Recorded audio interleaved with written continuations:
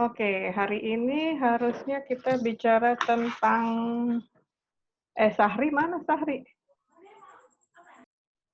Kok tumben? Komti belum ada. Hari ini kita harusnya bicara tentang model perubahan.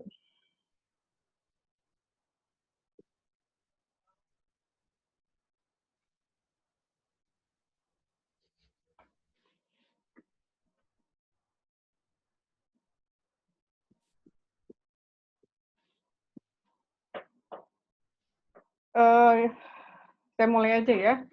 Ini ada beberapa model perubahan, tapi yang paling banyak digunakan adalah punyanya si Lewin. Yang kemarin waktu pertama kali itu Prof. Yasin bilang kan, Lewin itu adalah pelopor, orang yang pertama kali membicarakan tentang perubahan. Nah, menurut Lewin, yang penting itu adalah manusianya, pusat perubahan adalah manusianya. Makanya kemarin kita belajar sebenarnya tentang agen perubahan. Artinya, ya perubahan tuh nggak akan jalan kalau nggak ada yang menjalankan gitu kan. Orang biasanya malas keluar dari zona nyaman, tidak mau keluar dari zona nyaman, jadi akhirnya harus ada yang mendorong dia untuk keluar dari zona nyaman. Itulah yang namanya agen perubahan. Jadi di antara orang yang setuju dan tidak setuju terhadap perubahan, itu cuma wacana aja. Yang pastinya harus ada si agen perubahan yang benar-benar setuju, tahu kenapa harus berubah, tahu bagaimana harus berubah, dan sanggup bertahan. Kan gini, kalau kita ngomongin perubahan, biasanya apa? Lama, butuh waktu, gitu kan. Di dalam perubahan itu kemudian di dalam prosesnya itu kemudian ada orang yang kehilangan semangat. "Aduh kok nggak kelihatan sih hasilnya, ngapain sih ini?" Gitu. Nah, agen perubahan itu, change agent itu harus berada di antara orang-orang yang mau diubah dan dia harus bisa menjaga semangat orang-orang supaya tetap, melakukan perubahan. Karena orang satu resisten, dua lama-lama capek kalau perubahannya panjang, gitu. Nah, kemudian yang, asumsi yang disampaikan Lewin itu adalah perlu penguatan, untuk terjadinya perubahan yang efektif itu perlu adanya penguatan. Jadi kalau si agen perubahan itu harus mengatakan bahwa, "Iya ini kita udah benar kok, kita udah di jalan yang benar, tapi memang masih panjang." Gitu. Eee, mana?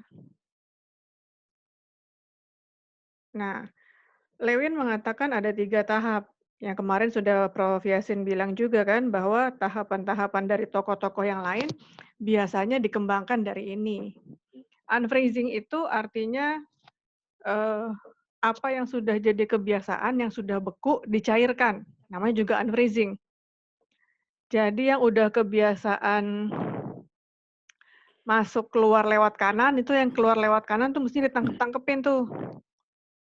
Ingat ya kasus jalan keluar Unkris? Nah, masuk lewat kanan, keluar lewat kiri. Udah merasa nyaman kan, begitu kan? Nah, maka untuk unfreezing-nya, mestinya yang keluarnya lewat kanan, tangkep-tangkepin tuh. Suruh push up, gitu kan. Suruh nyanyi misalnya di tengah jalan gitu, biar kapok, gitu. Nah, itu yang namanya kira-kira, unfreezing. Apa namanya ya, membuat ketidaknyamanan dari kondisi yang udah nyaman tadi, harus dibuat jadi tidak nyaman gitu kan. Kalau perlu, kalau kalau apa namanya, kalau yang ekstrimnya gitu, ya harus, eee, dibuat kondisi supaya dia kapok gitu. Misalnya, lagi melanggar arus gitu kan, yang kita keluar lewat kanan, ada mobil masuk atau motor masuk yang nggak mau ngalah gitu kan, karena dia yang benar, sehingga akhirnya ditabrak gitu. Nah, boleh tuh dicoba untuk unfreezing. Membuat kondisi yang sudah jadi nyaman yang sudah kebiasaan tadi itu, dibuat jadi tidak nyaman. Nah, kemudian tahap keduanya adalah moving. Moving itu harus diajarin, kenapa sih laut itu salah, kenapa tidak boleh, bisa bikin kecelakaan misalnya, kan pasti ngeles lagi tuh, selama ini baik-baik aja gitu kan, ya untung baik-baik aja gitu kan, untung nggak pernah ketabrak gitu kan. Nah, itulah proses moving. Ini kursor saya gerak-gerak kelihatan nggak sih di kalian? Kelihatan, Bu. Enggak, Bu. Bu. Hah? Saya gerak-gerakin di moving kelihatan nggak? Kelihatan, Bu. Kelihatan? Ya, oke. Iya. Jadi itulah tahap moving.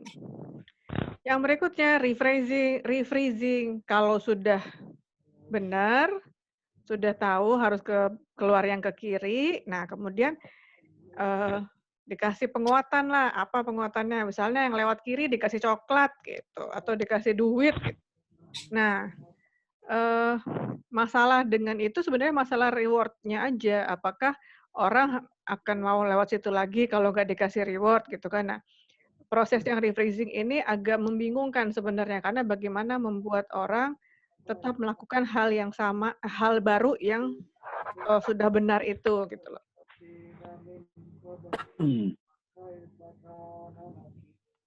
Wih, lagunya siapa nih? Wah, ada yang lagi ngaji. Nah, ini tadi keterangannya.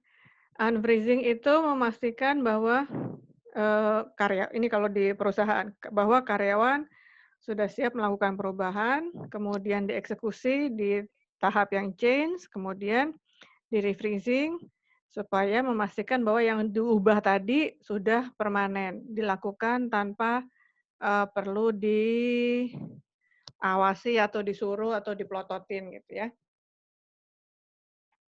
Itu.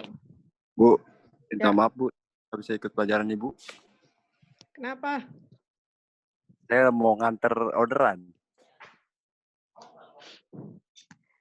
Ya, saya nggak bisa bilang boleh nggak boleh ya, ntar temannya pada ikut. Saya ada orderan juga, Bu. Sudah susah saya. Oke, yang berikutnya adalah Passmore. Passmore, dia tidak terlalu ini sih, tidak terlalu ngetop. Tapi intinya sama, ada persiapan, ada analisis kekuatan dan kelemahan. Sempat belajar manajemen strategik, udah belum? Belum ya? Nah, di manajemen strategik itu ada proses manajemen strategis ya kayak begini. Jadi sebelum kita melakukan sesuatu, kita mesti menganalisis dulu nih kekuatan dan kelemahan kita. Baru mendesain langkah-langkahnya, proyeknya, sistem kerja, sistem pendukung, sampai mekanisme integratif untuk mengimplementasikan perubahan. Ini ada 3 komponen menurut siapa namanya? Kreitner dan Kinnicky. Nah, yang biasanya yang tadi ini kan selalu ada kesamaan nih. Internal SWOT. Tadi sama dengan ini. Aduh, sorry. SWOT-nya ini sama dengan Passmore bilang, analisis kekuatan dan kelemahan. Gitu. Jadi itu pasti nanti Anda akan menemukan mirip-mirip gitu.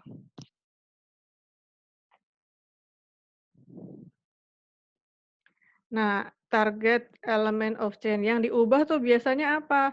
Bisa kelihatan nggak nih? Nah, bisa pengaturan di organisasinya, apakah tujuannya juga bisa, faktor-faktor sosial juga bisa, yang jelas semuanya tuh yang tengah-tengah diubah orangnya. Jadi kalau kita ngomongin, udah sempat belajar MSDM, manajemen sumber daya manusia.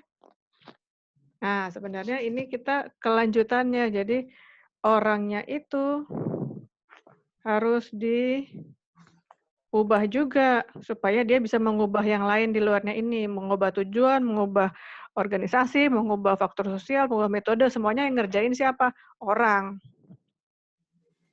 Gitu.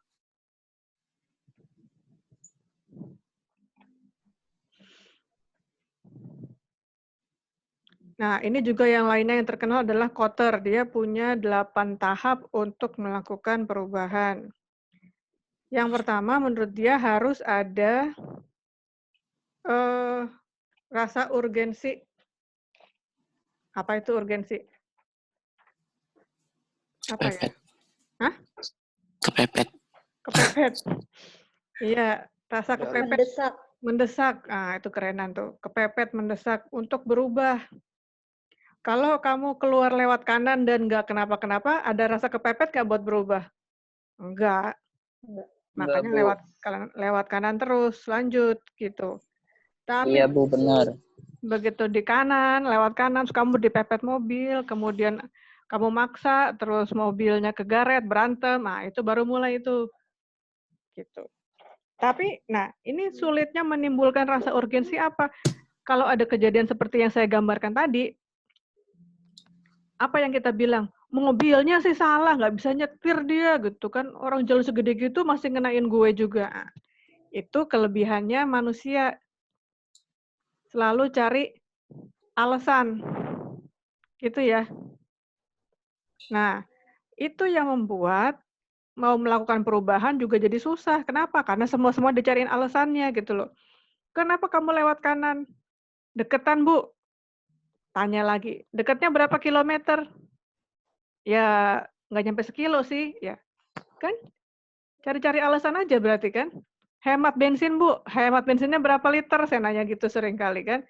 Ya, nggak ada seliter juga sih. Terus hematnya di mana? Yang ada hanya ngeles saja. Kan? Nah, kemudian yang kedua, tahapannya adalah menciptakan koalisi. Koalisi itu maksudnya apa sih? Perubahan tidak bisa dilakukan sendiri. Bahkan orang-orang yang kedudukannya tinggi pun, dia mesti punya itu, sekali lagi, change agent yang berada di bawah. Jadi posisi change agent itu bukan cuma di atas sebagai pemimpin, tapi dia ada di level, ada di direksi, ada di level manager, ada di level supervisor, ada di level karyawan. Nah, seluruh orang yang sudah berubah, orang yang menjadi change agent itu, itulah yang namanya koalisi. Jadi terjemahannya agak aneh juga kemarin, maksudnya orang-orang yang bertugas membantu mengarahkan adanya perubahan. Gitu. Berikutnya, tahapan berikutnya adalah tahapan yang harus dulu ya. Misalnya, kalau ada koalisi, bikin koalisi. Kalau nggak bikin koalisi, mungkin bikin perubahan. Kalau yang kedua, apa itu gitu kan? Karena kan komunikasi kepada seluruh anggota organisasi. Kalau bisa komunikasikan, kan? Kemudian setelah ada sampai ke anggota organisasi, selain kita berdayakan kerja, kalau anggota organisasi sudah melakukan ini, nah mulai diberdayakan untuk perubahan. Nah, kalau sudah mulai perubahan, tidak lanjut adalah punya kemenangan pendek. Kenapa? Kalau lahannya ada, orang tidak bisa mendengar, kemenangan karya sudah tahu. Kemenangan itu apa? Misalnya dalam tujuan lawan menjadi apa? Mungkin ceritanya unggulan, gitu kan? Nah, dalam menjadi universitas unggulan dalam waktu 5 tahun, itu sebenarnya ada tujuan jangka pendeknya. Misalnya setahun, mendapat akreditasi A untuk seluruh fakultas misalnya. Tahun kedua, mungkin melakukan mulai untuk sertifikasi, mulai untuk akreditasi nasional misalnya. Tahun ketiga, mendapatkan akreditasi internasional yang bawah. Dan setiap tahunnya itulah yang namanya kemenangan jangka pendek, sehingga kita tahu, oh kita sudah di arah yang benar menuju perubahan 5 tahun yang kita harapkan itu. Kalau sampai sekarang yang terjadi di Unkris, kita nggak tahu kan, apakah kita sudah menuju ke kampus unggulan tahun 2025? Udah belum sih? Nggak tahu kan? Nggak tahu karena kita nggak punya kemenangan jangka pendeknya. Kita nggak tahu target 1 tahun udah achieve belum sih? Target 2 tahun kayak apa sih? Dan gimana achieve-nya? Ini yang tidak ada di Unkris nih. Kemudian kalau sudah punya kemenangan jangka pendek, kita mesti gabungin itu. Oh, ternyata kita udah bisa ya bersaing dengan akreditasi internasional yang lain, walaupun masih yang akreditasinya paling kecil gitu kan. Kemudian gimana ya cara kita mengambil keuntungan dari situ? Nah, mulailah promosi kan bahwa Unkris sudah mencapai akreditasi internasional, misalnya. Baru dari situ kalau kita sudah mempunyai akreditasi internasional, apakah kita akan bekerja dengan cara yang sama seperti sebelum kita sebelum kita punya akreditasi internasional? Pasti enggak, pasti ada cara-cara baru. Misalnya, belajarnya pakai bahasa Inggris semua, kan udah akreditasi internasional. Kalau akreditasi internasional berarti kita berhak melakukan pertukaran dengan kampus lain di luar negeri yang akreditasinya sama. Nah, kalau melakukan pertukaran dengan kampus di luar negeri, masa kita pakai bahasa Indonesia? Kan nggak mungkin. Jadi untuk itu kita harus membiasakan diri misalnya pakai bahasa Inggris sebagai pengantar perkuliahan. Tahapan-tahapan itu yang mesti dipunyai. Untuk menuju 5 tahun lagi kita menjadi kampus unggulan 2025. Nah, sekarang kita nggak tahu punya cita-cita doang gitu kan. Punya cita-cita, punya harapan, punya keinginan tahun 2025 Unkris jadi universitas unggulan. Udah ada belum nih rasa urgensi? Semua orang merasa perlu nggak jadi kampus unggulan? Jangan-jangan biasa-biasa aja. Buat apa sih jadi kampus unggulan? Nah, harus ditumbuhkan dulu rasa urgensinya. Kalau semua orang sudah setuju, sudah mau menjadi kampus unggulan, ya harus mau ngikutin cara yang dikasih. Gitu. Ini kotor.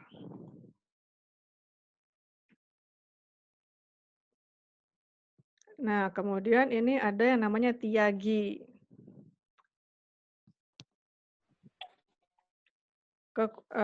Dia pakai yang namanya pendekatan sistem, ada 1, 2, 3, 4, 5. 5 ya?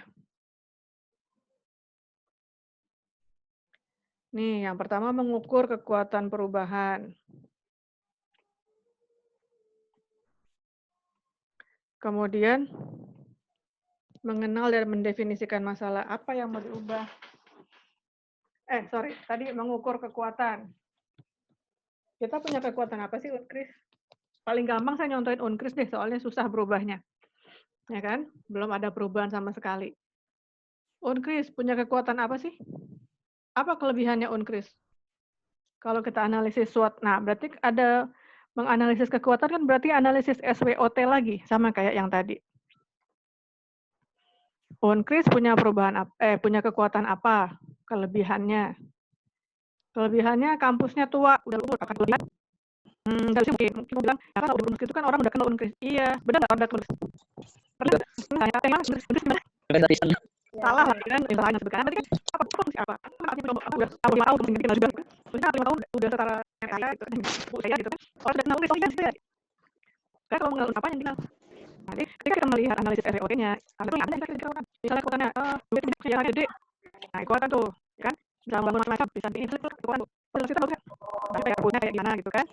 Apalagi jelas kita? Hah? Luas. Luas apanya? Luas ini Pak, kampusnya. Kan luas nomor 3 ini. Kampusnya. Oke, untuk dia UKI. Kalau nggak salah waktu UI pertama dua UKI kita. Nggak mungkin. Variannya. Kita sama kuliah gede mercu, Sang. Oh iya, nggak tahu deh, Bu. Udah tahun berapa tuh? Nah, itu harus analisis itu. Kelebihan kita apa? Ada di hujan gitu kan? Nah, kalau ada ini, saya mundur karena apa? Karena udah ada gitu kan? Untuk mereka punya kelulusan yang dapat mana gitu ya? Terus pilihan sebenarnya. Punya kelulusan yang dapat mana itu sebenarnya? Ada menurut kalian? Apakah dia punya alumni pejabat di mana terus dia mau donasi gitu ya? Nggak tahu. Kalau saya menganggap itu bukan sebagai kelebihan ya. Fakta aja kalau kita punya beberapa lulusan jadi pejabat di mana, tapi terus apa ini buat kita terus mau dijual sama mereka juga bisa nggak sih? Kita dulu punya mahasiswa sekarang jadi menteri kan? Ya, jadi bisa bedain kan antara fakta sama itu tadi kekuatan dan kekurangan. Gitu, kekurangan fakta belum tentu jadi kelebihan kita loh. Apalagi untuk dalam konteks melakukan perubahan. Kemudian yang kedua, menurut Tiagi, harus tahu dulu apa yang mau diubah nih. Mengenal dan mendefinisikan masalah. Unkris yang mau diubah apanya? Sistemnya, gedungnya, tempat parkirnya, apanya? Baru kemudian langkah ketiga, pemecahan masalahnya. Ada berapa proses yang mesti kita lewatin, ngapa-ngapain aja, baru diimplementasikan perubahannya langkah keempat. Kemudian dievaluasi, Kemudian dievaluasi. Nah, Di dalam tahap yang 4 inilah si change agent berperan. Jadi change agent ngapain? Dia mulai dari ngasih tahu nih, kita punya masalah di sini loh. Cara memperbaikinya gimana? Nah, kemungkinan cara memperbaikinya begini, mahasiswanya suruh bayar nambah misalnya. Nah, ini perannya si change agent ini. Kemudian ketika implementasi perubahan, dia juga yang harus kerja. Mengevaluasi, dia juga, oh ternyata nyuruh mahasiswa nambah bayaran nggak efektif. Lebih baik kalau caranya mungkin begini. Nah, ini semua change agent berperan di lingkaran yang ini. Di tahap yang ini. Gitu.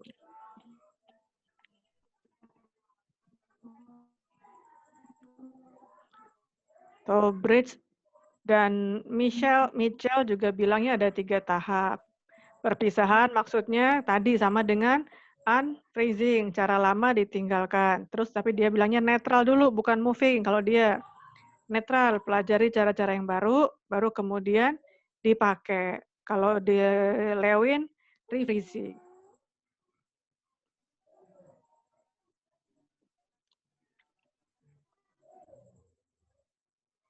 Nih, kalau dari Burns bilang ada 3 model perubahan. Nanti dibaca aja sendiri. Udah tahu kan materinya? Udah dikasih kan? Lalu kalau Connor bilangnya ada struktur yang mendukung perubahan. Ini ada daya tahan, ada sifat perubahan. Daya tahan siapa? Daya tahan kita. Sanggup nggak nih melakukan perubahan? Sanggup nggak Unkris? Sanggup nggak Bapak Ibu sekalian kalau Unkris mulai sekarang belajarnya pakai bahasa Inggris? Ya kan? Tahan nggak kita ngomong pakai bahasa Inggris setiap hari? Sanggup. Tahan. Sahri itu pasti suaranya ya. Tahan, Ri. Nggak bisa, Bu, nggak bisa. Nah, Belajar Bu kalau nggak bisa. itu juga merupakan tantangan. Karena gini, meskipun kita bisa bahasa Inggris, ngomong bahasa Inggris bisa, tapi ngajar pakai bahasa Inggris, belajar pakai bahasa Inggris ternyata nggak enak loh. Kayak Pak Jarwo nih, dia udah keluar negeri berkali-kali, udah ngomong sama orang bule, ngobrol doang sih bisa, tapi coba suruh ngajar atau suruh belajar berkomunikasi resmi dengan bahasa Inggris, pegel loh. Udah gitu kita masih harus mikir kan, bener apa enggak nih yang diomongin ya. Padahal kalau ngobrol biasa mungkin ngoceh tuh keluar aja gitu. Tapi begitu judulnya ngajar, aduh. Saya selalu kalau habis ngajar kelas IUP, habis itu lapar. Kenapa? Banyak mikir tentang ngomongnya ini udah bener apa belum, orang-orang ini pada ngerti apa enggak saya ajarin pakai bahasa Inggris. Kan gitu. Lelah itu loh. Nah, balik lagi ke si strukturnya siapa tadi ini, Connor. Hampir sama kan, ada proses perubahan, ada peran. Juga ngomongin soal resistensi. Nah, dia menekankan adanya komitmen. Komitmen terhadap perubahan. Kalau komit mau berubah, ya harus sampai tuntas. Jangan ditinggal di tengah jalan, jangan putus asa. Nih gambarnya.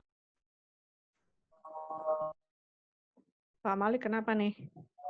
Pak Malik mau yang namanya diganti, jangan ABD 0 FB gitu. Di namanya Bu. Di Google Classroom ya Bu? Bukan, di pas join meeting itu kan ada masukin nama tuh sebelum masukin. Oh iya Bu, itu mah asal-asalan Bu, seperti terkainin lagi.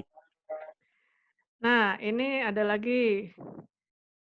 Agak filosofis nih, Victor Tan bilangnya harus membuka pikiran, memenangkan hati. Ya, ini buat saya ini terlalu filosofis, nggak enak jelasinnya.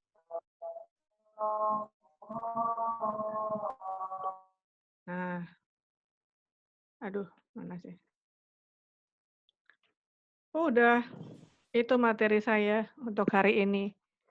Nah, nanti kalau suatu hari saya bilang, "Bapak, Ibu, teman-teman sekalian tolong buat paper pakai teori model perubahan." Lah, ya kalian harus masukin salah satu teori itu, kemudian dijelaskan. Misalnya, saya mau jelasin perubahan di UNKRIS pakai teorinya Kotter.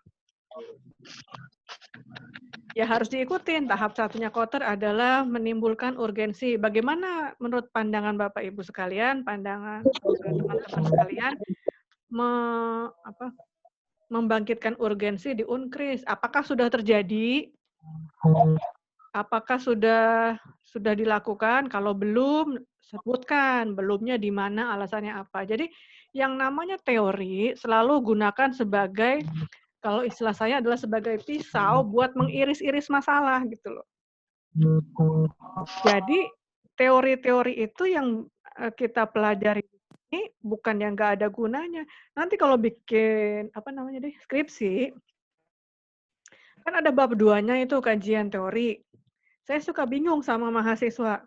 Kenapa masukin teori, misalnya dia ngomongin apa? Pengaruh kepemimpinan dan pengaruh kepemimpinan dan lingkungan kerja terhadap kepuasan kerja. Ya. Terus di bab 2 dia masukin semua teori manajemen sumber daya manusia. Kenapa teori ini dimasukin? Saya bilang gitu kan. Ya kan semuanya ini ngomongin MSDM, Bu. Nah, nggak tahu nanti Bapak Ibu diajarin apa enggak.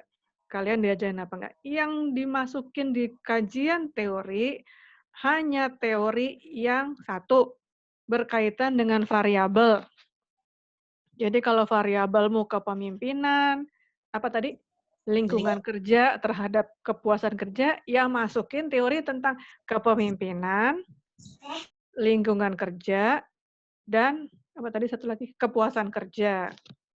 Jangan masukin teori MSDM keseluruhan. Bisa jadi bantal nanti skripsinya. Ya. Hanya masukkan yang terkait 3 teori itu.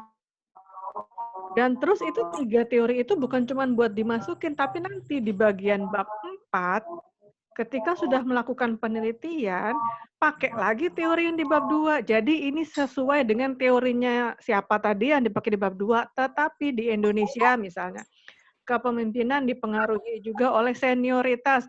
Tambahin hasil penelitian Bapak Ibu di situ. Jadi teori yang di bab 2 bukan cuma ditaruh gitu, bukan. Nah, maka sekarang kalau saya bilang tolong bikin paper, masukin teori, caranya begitu. Saya mau menganalisis perubahan pakai teorinya Tyagi, perubahannya di kantor saya. Dari yang tadinya kerjanya di tempat, sekarang kerjanya WFH. Perubahannya pakai modelnya Tyagi tadi. Pak Malik taunya Miyabi aja sih, Miyagi tadi saya mau ngomong. Ya, si Tyagi tadi bilangnya apa? Udah nggak usah dibahas. Tyagi tadi ngomong apa ya, Tyagi ya? Ada yang ingat nggak? Kekuatan. Analis dulu kekuatannya apa. Sebelumnya baru kita definisikan masalah. Nah, analisislah. Pada saat menganalisis kekuatan, menurut saya kantor saya punya kekuatan ini loh. Tadi ingat, perubahannya adalah dari kerjanya di kantor menjadi WFH. Kekuatannya apa? Misalnya, kantor saya terdiri dari anak-anak muda yang semuanya sudah terbiasa menggunakan internet. Nah, itu kekuatan, boleh dimasukin. Kemudian terus kekuatan berikutnya apa?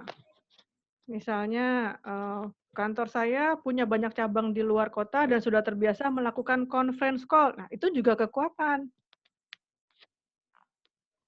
Gitu.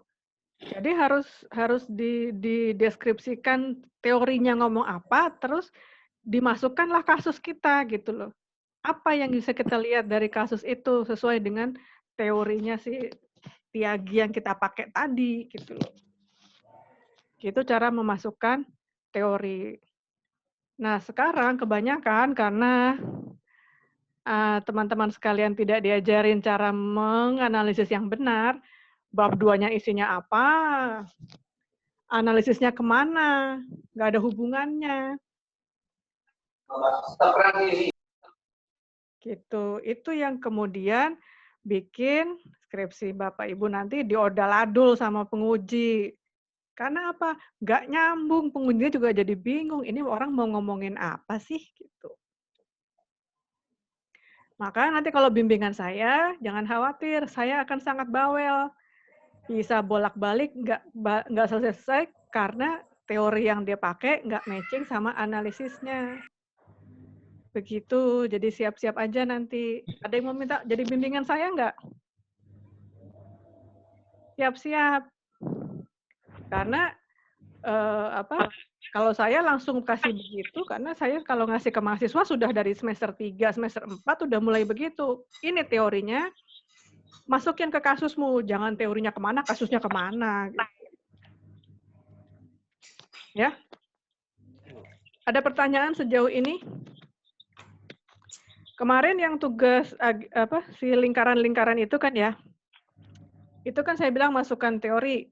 Ada yang dimasukkan teori, cuma disebutkan aja teorinya si X, begini, begini, begini. Lah ya, terus bagaimana kaitannya dengan posisi lingkaran-lingkaran? Kamu pilih ada di mana? Di growth zone atau di mana? Kaitkan sama teori. Gitu. Analisis growth zone-nya udah bener nih, teorinya sendiri, nggak nyambung. Terus bagaimana dong? Ya? Kerjaan siapa tuh? Ya, nggak tahu lah. Saling merasa aja sendiri-sendiri ya. Itu yang belum nyambung antara teori sama harus apa sih kongruen gitu loh. Nyambung gitu. Karena kalau enggak, Anda akan berkomentar sama kayak orang-orang kebanyakan. Waktu kuliah belajarnya teori doang, prakteknya nggak kayak gitu. Nah ya soalnya nggak diajarin antara menggatukkan teori sama prakteknya itu loh. Itu menggatukkan itu bahasa apa nggak tahu lah. Ya ada pertanyaan? Saya udah capek ngomong. Siapa mau nanya? Nanya dong. Nggak nanya? Kayak nanya. Jangan saya terus nanti bosan. Yang jarang nanya, absen dulu, absen. Siapa itu yang ketawanya bahagia banget? Saya kok iri. Oke, Feby, ada Daniel, ada Noval, ada Fitri, ada Bagus. Mana Bagus? Oh iya. Ahmad Rivaldi harus satu paket. Lutfi tadi kayaknya ada. Fi? Ada, Bu. Mana? Habis dia. Habis, Bu. Paketannya habis. Tuh, kasihan Sahri. Ada Reza. Tadi kayaknya saya lihat. Ada tadi, Bu. Wah, nggak bisa habis. Mana Reza? Ya. Tadi ada, Bu. Hilang. Makanya habis, Bu. Marifah.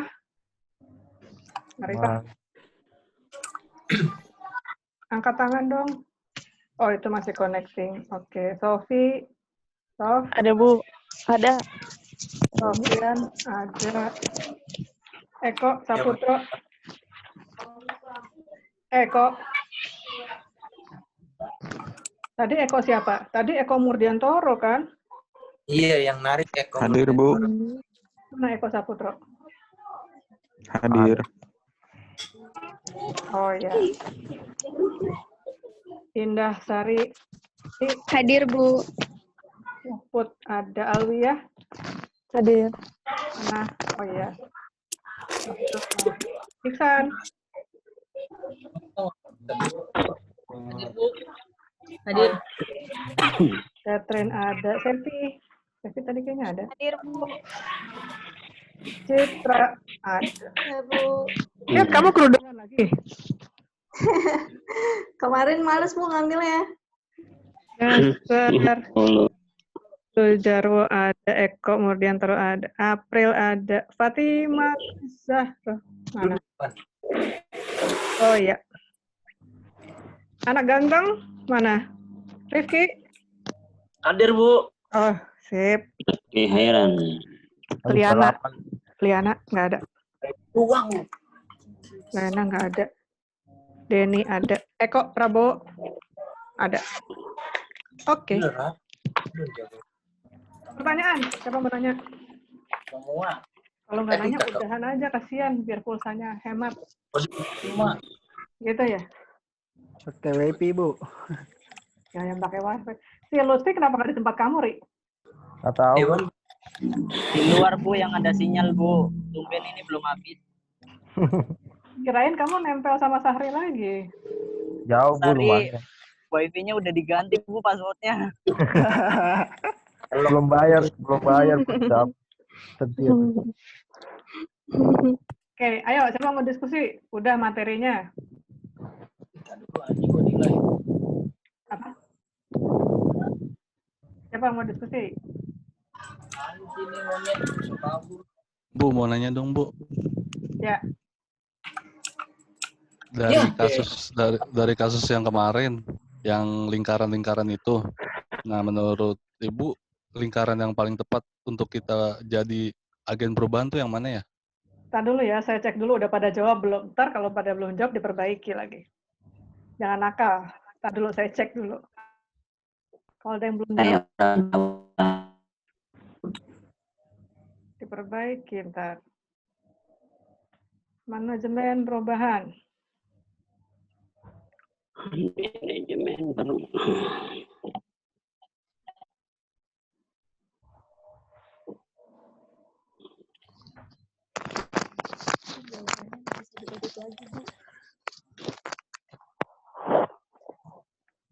Ya, yang belum jawab tidak masuk. Oke, apa tadi pertanyaannya, di lingkaran mana gitu ya? Atau gimana? Iya, Bu. Lingkaran yang paling tepat gitu untuk kita jadi agen perubahan. Kamu jawabnya di mana?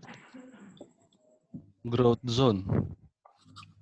Growth zone, yang paling luar ya. Iya. Siapa lagi? Siapa lagi yang menjawab growth zone? Citra, Bu. Citra, Ayo, Bu. Puput, Pak Malik, Debbie, Eko, Prabowo. Ada yang jawab fear zone nggak? Nggak ada pasti kan? Nggak ada. Si Rizky keluar. Catherine apa? Growth zone ya? Iya, Bu. Oke, siapa yang menjawab learning zone? Ada. Oke.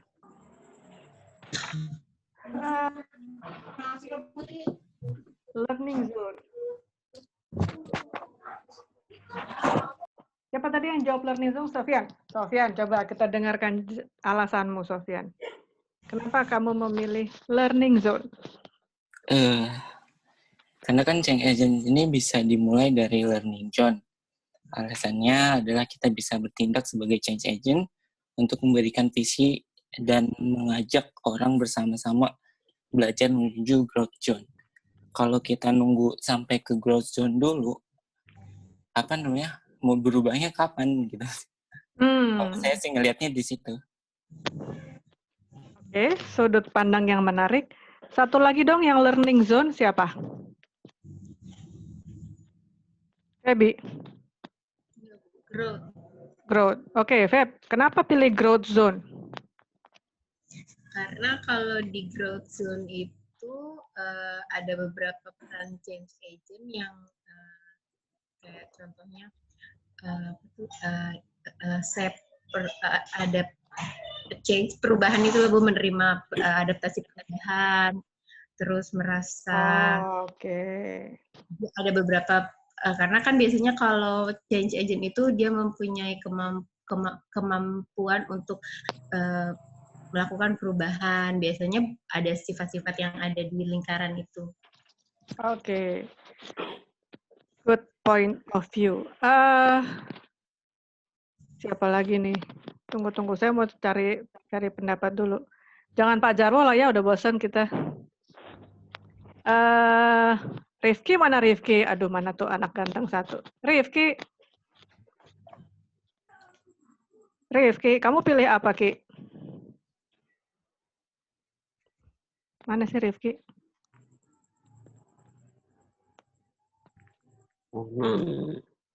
Yah, hilang Rifkinya. Ki, Rifki teras nih kayaknya nih. Rifki. Ya elah. Lama dah si Rifki dah. Ayo, siapa yang growth zone satu orang dan siapa yang learning zone satu orang mau menjelaskan alasannya. Ayo dong. Dan Daniel, kamu pilih apa?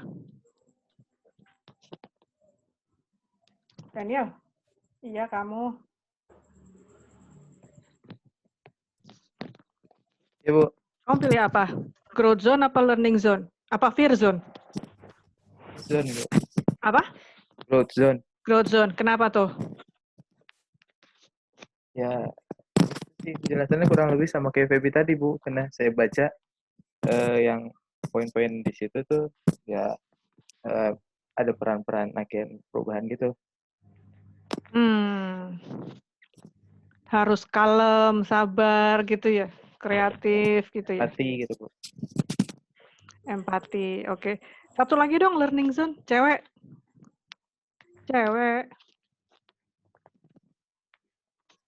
Citra apa Citra? Growth.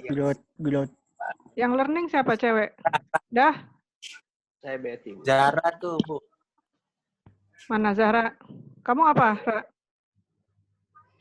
Sebentar Bu, saya lihat dulu lupa. Ya ampun.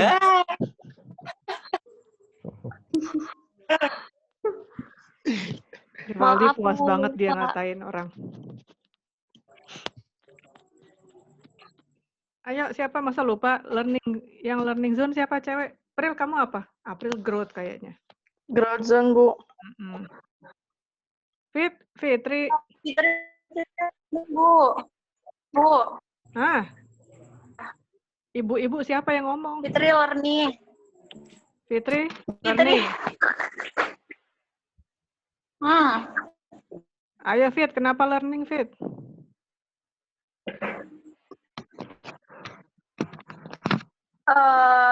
Kenapa apa gitu Bu? Aku lupa yang merujuk ke pokoknya tuh ngasih pengetahuan atau pemahaman tentang COVID-19 gitu. Sedangkan kalau change agent atau agen perubahan itu kan yang bisa membagi ke orang gitu, Bu. Pengetahuan atau pemahamannya bisa dibagi ke orang gitu. Jadi bisa dijadikan change agent gitu. Iya. Lah, Nova sendiri pilihannya apa? Growth zone, Bu. Jadi yang benar yang mana ya? Nah, kita tanya Pak Jarwo. Pak Jarwo. Bu, saya nanya dulu boleh nggak, Bu? Nggak boleh, orang saya yang nanya, aku Bapak nanya lagi. Bukan. Ini hubungannya sama pertanyaan Ibu. Apaan nih? Nggak seru ah. Betul. Ini kan kalau untuk pemimpin sekarang, Bu, lebih yang ke arah learning zone sama yang growth zone itu siapa aja, Bu? Biar gampang memahaminya gitu loh, Bu. Misalnya Pak Ahok tuh lebih ke arah mana, Jokowi lebih ke arah mana. Jadi ngebayanginnya lebih mudah kayaknya, Bu. Bisa nggak kayak gitu, Bu? Kan mereka kan dua-duanya agen perubahan tuh. Bisa nggak teman-teman? Yo, kan? Loh, kalau saya yang jawab, nanti teman-teman tidak belajar. Iya, Bu. Coba kita remind lagi. Learning zone. Saya berhenti mengkonsumsi. Oh, apa sih? Saya pokoknya menjauhi hal-hal yang berbahaya bagi diri saya, baik makanan maupun dari makanan sampai berita. Saya melepaskan hal-hal yang di luar kontrol saya. Saya mengidentifikasi emosi. Kalau saya bisa mengidentifikasi emosi, yang jelas Ahok nggak begitu. Ya, jadi mungkin kalau identifying my emotion itu Jokowi kali ya. I make myself aware of this. Saya sadar terhadap situasi dan berpikir bagaimana cara terbaik untuk bertindak. Nah, kalau melihat dari titik dua titik yang terakhir, dua ciri yang terakhir itu ada konsep tentang kematangan emosi ya. Nah, saya nggak tahu. Kalau menurut saya sih orang yang meledak-ledak itu termasuk yang tidak bisa mengontrol emosi. Kalau 1-2 kali marah sih ya oke lah gitu. Tapi kalau kerjaannya ngamuan gitu, ya sebenarnya kemungkinannya 2 sih. Emang cara ngadepin orang-orangnya harus ngamukan, alias orang-orangnya pada ndablek gitu, atau dianya yang tidak bisa mengontrol emosi. Kalau Jokowi sih seharusnya dia bisa ya ngontrol emosi ya. Bahkan mau dikata-katain kayak apa juga dia diam aja gitu kan. Kalau saya mau udah ngamuk gitu istilahnya. Kalau Jokowi kayaknya lumayan bisa mengontrol emosi. Ya mungkin learning zone barangkali gambarannya Pak Jokowi kali ya. Kalau pilihannya begitu ya. Saya nggak tahu sih, silakan aja kalau ada yang tidak setuju. Gitu. Nah, Ahok dengan dia tidak bisa mengontrol emosi, saya khawatirnya juga dia belum nyampe di learning zone itu, gitu loh. Mungkin bukan fear zone sih, karena jelas dia bukan orang yang merasa takut gitu kan. Tapi untuk sampai ke learning zone, ya mungkin baru di awal kali ya. Itu kan prosesnya, bunderannya kan semakin panjang gitu kan. Jadi artinya bisa aja dia udah lepas dari fear zone, masuk ke growth learning zone, tapi ke bagian yang Belum paling semua. sebelah sini ya. Gitu. Kira-kira menganalisisnya gitu. Ada orang yang mengatakan bahwa analisis ini lebay, tapi menurut saya masih logis sih, tinggal bagaimana kita punya alasan kenapa kita memilih berada di situ gitu loh.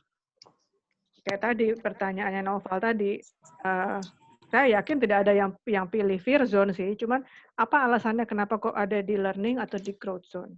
Gitu Pak Jarwo. Ya, saya setuju Bu tadi yang jawabannya learning itu mau ke arah growth itu mesti ke learning dulu. Dan mungkin caranya Pak Ahok ya learning dulu, nanti urusannya belakangan gitu loh. Yang penting mau mengarah ke growth-nya itu caranya demikian. Itu sih Bu, benar Bu. Jadi jawabanmu apa Pak? Tetap growth Bu. Ya, growth, menemukan tujuan. Ini apa ya bedanya dua ini, kayaknya terlalu ini nggak sih? Terlalu mirip nggak sih? Change agent. Kalau saya tidak bisa bilang jawaban yang benar ya Noval ya. Ini secara logis tergantung dengan alasan saya. Bu. Kalau saya memilih jawabannya adalah learning zone. Bukan growth. Kenapa? Kalau yang growth zone itu, misalnya gini, alasan pertama aja, find a purpose. Growth zone itu orang-orangnya sudah menemukan tujuan. Seringkali change agent nggak tahu loh tujuannya, tapi dia yakin bahwa akan sampai ke situ gitu loh. Karena kalau dilihat dari manajemen perubahan, tujuan itu biasanya bukan dia yang bikin, bukan change agent. Ada yang namanya sponsor. Sponsor itulah yang memberitahu tujuannya ke sini. Change agent itu mengolahnya di dapurnya gitu loh. Jadi dia mungkin tidak terlalu tahu banget tujuannya mau ngapain gitu, bahwa dia yakin tujuannya baik dan kita harus berubah ke arah sana, iya. Tapi biasanya tujuan disediakan oleh orang yang namanya sponsor gitu. Jadi ada beberapa peran dalam manajemen perubahan. Change agent itu salah satunya yang di bawah yang praktek, tapi konseptornya itu namanya sponsor. Gitu, itu satu. I think of how I can help others. Bagaimana membantu orang lain, ya oke itu bisa. Sampai show empathy juga bisa.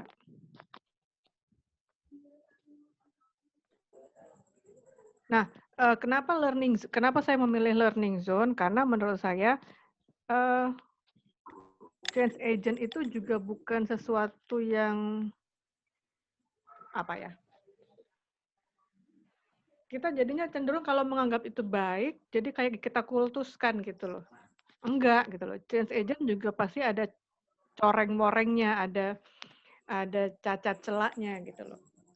Sehingga saya tidak bisa bilang itu growth, tapi dia masih belajar gitu loh. Bagian dari menjadi change agent juga sebenarnya belajar mengatur orang. Tuhan. Cid, are you okay? Oke. Sorry, Bu. Nggak apa-apa. Saya pikir kamu jatuh, bukannya tadi duduk. Change agent itu belajar mengelola perubahan, kan berarti mengelola orang, mengatur orang, tapi seringkali yang namanya change agent bermula dan berakhir dari mengelola dirinya sendiri. Gitu. Gimana kita mau mengelola orang kalau kita tidak bisa mengelola diri sendiri. Jadi sih saya lebih posisinya di learning. Makanya saya selalu bilang, di mata kuliah saya tidak ada jawaban yang salah sepanjang Anda bisa menjelaskan kenapa memilih itu. Gitu loh. Kalau tadi Feby bilang, kan ada ini, find ways to adapt to change. Itu kan cirinya change agent, Bu. Betul. Tidak salah. Ya. Jadi kalau di kelas saya, jangan khawatir untuk berpendapat. Saya justru tidak mau kalau mahasiswa cuma diam-diam aja, manut-manut aja, ya Bu, gitu. Itu namanya mahasiswa tidak mau berpikir. Kalau di saya mau semuanya punya opini, opininya salah, namanya juga opini, itu kan kata dia. Cita-cita ya, Bu? Apa? Cita-cita. Ya, artinya namanya lingkungan akademis, saya tidak boleh memotong, pendapatmu nggak berguna, itu bukan akademis namanya. Kalau di lingkungan akademis, semua orang berpendapat, berikan alasannya. Kalau mau adu argumen, semuanya ada. Next. Gitu ya, Novel, pertanyaannya terjawab nggak? Iya, oke Bu. Oke, yang lain? Nggak ada yang jelek kok ntar dinilai saya. Pak Jarwo aja dapat nilai berapa kemarin tuh? Oh. Ibu sih baik, dengerin terus. Saya ngomong dengerin. Pendapatnya dihargai. Kalau enggak, saya nggak jadi psikolog dong. Psikolog. Itu. Yuk, yang lain siapa yang mau berpendapat? Siapa yang mau komen? Dulu itu waktu saya pertama kali ngajar di Unkris, itu ada mata kuliah namanya perubahan dan pengembangan organisasi. Sekarang nggak ada, dimasukin ke sini. Jadi nanti bagian dari manajemen perubahan ini adalah mengelola perubahan organisasi. Jadi dimasukin ke dalam. Gitu. Mana Sahri? Ri, yang daftar seminar udah berapa, Ri? Nyalain dulu kayak audionya, Om. Oh iya, Bu. Bu, baru 7 orang. Baru 7. Iya, maksudnya yang sudah bayar gitu. Ya. Oke. Ya. Ada pertanyaan lain? Ada yang mau didiskusikan? Kalau nggak ada ya sudah, udahan aja. Nggak ada nih? Ibu mau ngasih tugas apa, Bu? Biasanya ada tugas, Bu. Libur, Bu, nggak ada tugas. Bu, libur dong, Bu, tugasnya, Bu. Emang saya kasih banyak tugas? Banyak itu, Bu. Istirahat dulu, Bu, tugasnya, Bu. Tentang change agent, enggak, baru 4 dari, kita udah pertemuan keberapa sekarang? Keempat. 5. Keempat. Ke-6. Kita sudah pertemuan ke-6, baru ada tugas 4, ya wajar dong. Ya nggak, Cid? Iya, Bu. Nggak ada tugas, tenang aja. Ada nggak yang mau ditanyain lagi? Saya mau nanya dong, Bu. Apa, San? Saya kan semalam nonton Mata Najwa. Ya, saya nggak nonton lagi. Apa, tentang apa Mata Najwa? Top stigma corona. Apa? Top stigma corona. Oke. Di situ kan ada orang Ciamis, itu kayaknya kepala RT atau apa gitu ya. Nah, itu dia melakukan perubahan terhadap masyarakat di situ. Itu dia bisa dikategorikan sebagai agen perubahan. Dan itu Apa, San? berarti Perubahannya, San? Saya nggak nonton soalnya. perubahannya itu dari masyarakat nggak tahu sama sekali, dari tadinya bodoh amat, ada warganya yang kena, ya kan? Nah, terus tadinya kan bodoh amatan, Bu, malah diusir. Terus? Ya, diusir, tapi dikasih pemahaman sama orang itu. Gininya. Akhirnya orang-orang di sekitarnya jadi bisa memahami, lama-lama berempati, dan lama-lama respect. Jadi orang tadi nggak jadi diusir? Nggak. Cuma di karantina di rumahnya. Oke, terus apalagi yang dia lakukan?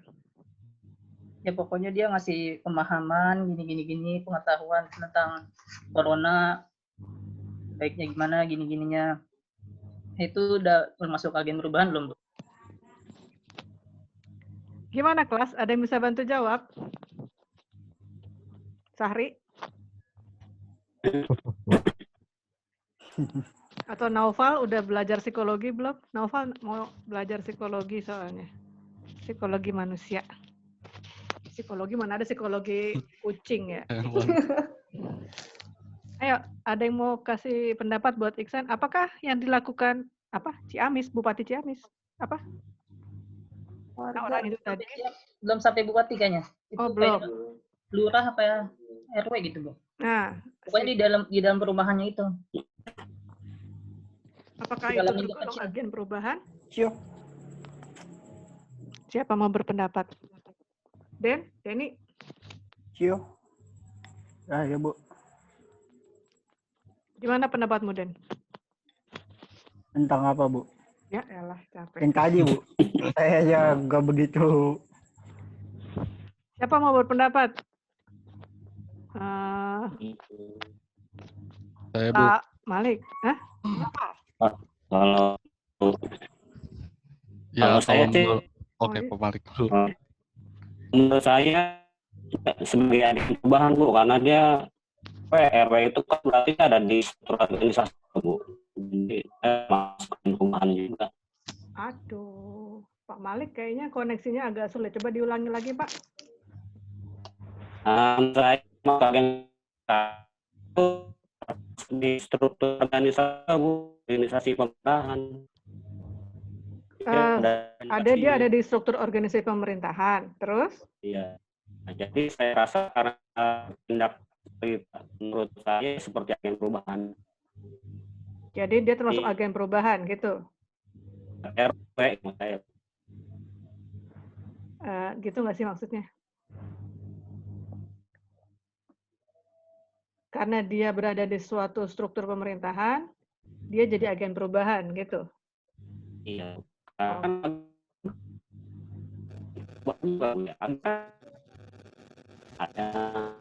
Bu ya, perintah seperti itu. Iya, Pak Malik agak putus-putus suaranya. Kita ganti dulu ke Noval. Noval. Iya, Bu. Apa pendapatmu? Ya menurut saya sih dia juga udah bisa dia udah bisa dibilang agen perubahan ya, karena dia memiliki salah satu karakter lah yang bisa dibilang sebagai agen perubahan, karena itu dia beradaptasi dengan perubahan, terus mampu mengontrol emosional gitu, kayak mempengaruhi orang lain, jadi bisa mengedukasi masyarakatnya untuk ayo kita berempati gitu loh. Ini corona tuh jangan dijadikan alasan untuk terjadinya kesenjangan sosial gitu. Jadi kita tetap waspada, kita tetap hati-hati, tapi kita juga harus tetap saling membantu gitu. Kita harus kerjasama. Nah, di bagian situ dia juga udah bisa disebut agen perubahan sih Bu, karena mampu mengajak, mengedukasi, terus merubah pola pikir masyarakatnya gitu. Oke, yang lain? Ada pendapat yang lain?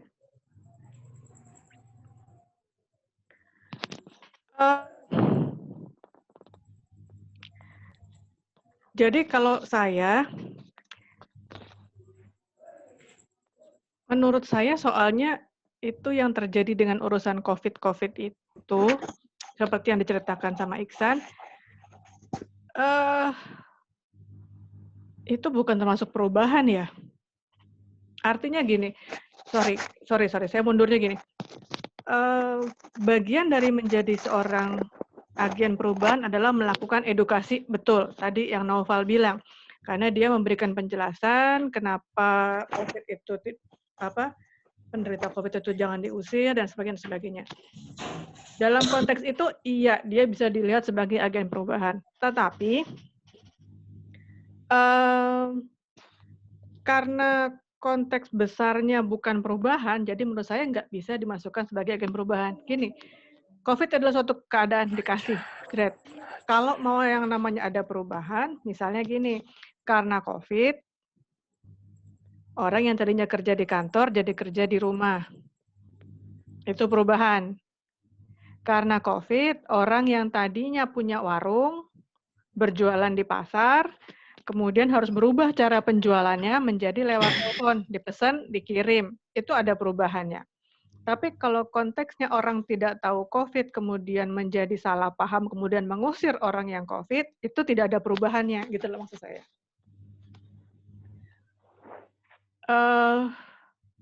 Dari orang yang tidak tahu menjadi tahu, mengajarkan orang dari tidak tahu menjadi tahu, itu fungsi guru biasa. Bukan fungsi agen perubahan. Jadi kalau ada fungsi agen perubahan, fungsi besarnya adalah dia melakukan perubahan, salah satunya adalah mengajar. Mengajarnya itu diambil dengan contoh tadi. Tapi mengajar itu bisa dilakukan oleh semua orang, bukan hanya agen perubahan. Gitu loh. Jadi gambaran besarnya dari cerita itu adalah tidak terjadi perubahan. Jadi dia tidak bisa dibilang sebagai agen perubahan. Gitu. Kalau misalnya dia Pak Lurahnya itu mungkin, katakanlah lurah gitu ya, dia sebagai kepala desa yang desanya punya misalnya punya produk gitu misalnya. Kemudian gara-gara katakanlah produk anyaman, ntar ya Den, Iya. produk anyaman bambu gitu misalnya. Kemudian karena COVID, tadinya warganya yang jualan bisa di depan rumah, kemudian tidak bisa jualan lagi karena orang tidak mau datang. Kemudian dia, si Pak Lurahnya itu misalnya mengubah cara jualannya dengan bikin toko online untuk satu desanya. Nah, itu baru ada terjadi perubahan. Cara ngelihatnya gitu, San, kalau menurut saya. Apa, Den? Kalau contohnya kayak gini, Bu, saya mau nanya nih ya. Misalnya kan kayak di Amerika tuh, sebelum era Obama kan, era George Bush lah, Amerika dikenal sangat rasis tuh. Terutama untuk orang yang berkulit hitam sama Muslim. Tapi semenjak Obama naik, rasis itu hilang. Itu termasuk perubahan apa enggak, Bu? Karena dia pernah ngomong gini, tidak ada Amerika untuk kulit putih, tidak ada Amerika untuk bangsa Asia, yang ada adalah Amerika Serikat, milik kita semua gitu. Obama. Iya, Bu. Jadi ketika dia menjadi pemimpin tuh yang dikenal Amerika dikenal sebagai negara rasis, semenjak di era dia itu jadi nggak rasis lagi, Bu.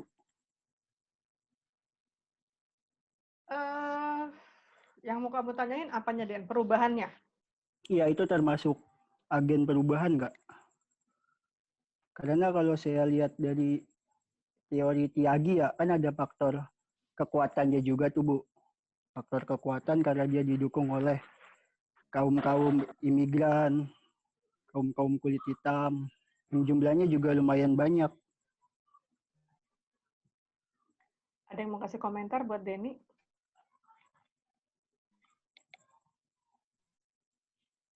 Ya Bu, saya lihatnya sama kayak dengan guru tadi sih Bu. Apa tuh Pak? Kalau dalam konteksnya itu belum agent perubahan ya. Kalau saya lihatnya kalau agent perubahan itu mesti ada objek dan sarana yang berubah Bu, baik visual maupun nyata Bu. Kalau saya lihatnya itu dirubah tuh dari medianya yang dirubah Bu. Dari tadi kan dari online, dari fisik nyata, objeknya ke online. Kalau terkait sifat, terus ajakan, itu kayaknya memang belum Pemahaman dikategorikan ya Pak. sebagai itu tugas guru kata betul. Karena yang ngomong juga dosen soalnya. Itu aja sih Bu. Bicara soal perubahan, kita selalu bicara ada 3 perubahan ya. Perubahan struktur, teknologi, dan orang. Ya, jadi konteksnya tadi, kalau di kasus Amerika itu perubahan apa? Apakah struktur? Bukan. Teknologi? Bukan. Orang? Bukan. Ya kan? Nah, menurut saya kalau memang terjadi perubahan pola pikir, bisa juga tuh pola pikir dari masyarakat yang rasis ke masyarakat yang tidak rasis, itu perubahan pola pikir bisa terjadi, tapi akan lebih akan lebih nyata kalau kalau perubahan dari rasis ke tidak rasis itu diomongin oleh orang kulit putih. Ngerti nggak maksud saya? Presiden sebelumnya kulit putih, kemudian datang Obama kulit hitam, gitu ya. Kemudian dia mengubah Amerika dari yang tadinya rasis menjadi tidak rasis. Ya wajar karena lagi orang kulit hitam yang berkuasa, kan begitu. Tapi kalau yang mengubah yang ininya orang kulit putih juga, itu baru terjadi perubahan pola pikir. Artinya yang orang kulit putih pun sudah berubah pikirannya dari yang rasis menjadi tidak rasis gitu loh. Kalau Obama yang ngomong ya jelas dia orang kulit hitam, dia lagi jadi presiden, ya dia bisa ngomong macam-macam gitu. Dia bisa bilang bahwa Amerika bukan cuma buat orang kulit putih, Amerika untuk segala macam. Iya, karena dia lagi jadi presiden. Kalau tidak dia presiden, bisa nggak dia ngomong gitu? Sulit, dampaknya nggak terlalu besar. Gitu loh. Jadi jadi dia tidak melakukan perubahan, dia mengganti karena berkaitan dengan kewenangan posisinya sebagai presiden. Gitu. Dia menerapkan pola pikir baru karena dia sebagai presiden. Kalau dia sebagai orang biasa, nggak mungkin dia bisa ngomong kayak gitu. Bu, berarti kalau presiden yang sekarang kayak Donald Trump, dia mengeluarkan statement kulit putih itu udah berdamai gitu dengan rasisme, berarti itu bisa dibilang si Obama ini sebagai agen perubahan ya Bu? Maksudnya gimana? Iya, karena kan tadi kan yang kayak Ibu bilang kan harus ada orang kulit putih yang menyatakan bahwa iya rasisme tuh udah nggak ada. Nah, berarti kan itu bisa dibilang si Obama udah bisa merubah pola pikir dan ada bentuk nyatanya gitu loh. Iya. Berarti udah bisa dibilang agen perubahan ya Bu? Tapi dia bisa dibilang itu setelah dia sudah tidak jadi presiden lagi. Setelah dia ketika dia jadi presiden itu agak membingungkan karena emang dia sebagai orang tertinggi ya dia mengganti itu gitu loh. Siapa yang mau ngelawan dia kan gitu. Nah, bahwa setelah itu terjadi perubahan mindset dengan pendidikan dengan segala macam bahwa orang kulit hitam juga sama ininya sama bermartabatnya, misalnya sama terhormatnya gitu. Itu ketika telah dia sudah mencontohkan, ini loh orang kulit hitam jadi presiden, terpilih 2 kali, bagus, dan sebagainya. Sehingga mindset-nya berubah. Pada waktu dia ngomong tadi yang Denny cerita, Itu belum bisa dibilang sebagai agen perubahan. Jadi, apa yang dapat dipelajari dari diskusi kita kali ini? Kalau ngomong agen perubahan, kalau ngomong manajemen perubahan, selalu lihat konteksnya. Nggak bisa cuma dilihat kecil segini. Ini perubahan bukan, Bu? Nggak bisa. Taruh dia di tempat yang gede, gedenya itu kayak apa? Taruh dia di konteksnya, di lingkungannya, itu perubahan atau bukan? Gitu. Kira-kira gitu. Ngelihatnya, kalau saya selalu ngajarin, ngelihatnya pertama segini, gedein dikit, gedein dikit, gedein dikit, gedein dikit, gedein dikit. Jangan cuma ngelihat satu titik. Karena perubahan terlalu kompleks untuk dibuat seperti itu. Pertanyaan yang bagus, diskusi yang menarik, ada lagi?